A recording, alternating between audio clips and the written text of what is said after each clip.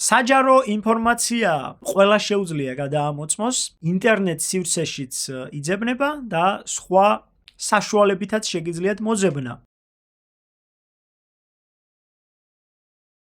ესპანეთში, სალამუა დე სესენას მუნიციპალიტეტში, ბადახოსის პროვინციაში აღმოჩენილია ძველი წელთაღრიცხვით 550 წლისთვის აშენებული იბერიული სატაძრო კომპლექსი.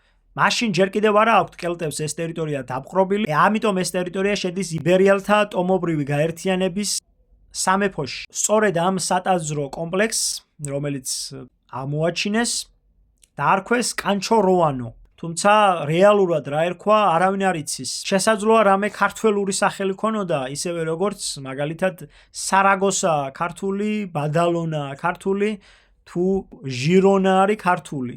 და ასე შემდეგ. ძველი წელთაღრიცხვით 370 წელს ეს სატაძრო კომპლექსი ხანძრახ არის ხანძრით განადგურებული და შემდგომში მიწით დაფარეს. მსგავსი რაღაცა შვევიათ ასევე ეტრუსკებს და ეს იყო ერთგვარი რელიგიური ცერემონია. ხო, რაც მთავარია ამ ტაძრის იატაკზე არის აღმოჩენილი ქართული ასომთავრული დამწერლობის ასო ნიშანი, ასობგერა დონი, ანუ დ, ერთი სიტყვით ასობგერა დონი იყო მზის სიმბოლო წინარე ქართველური ხალხისთვის და მას ხშირად გამოსახავდნენ ხოლმე მეომრის ფარზეც.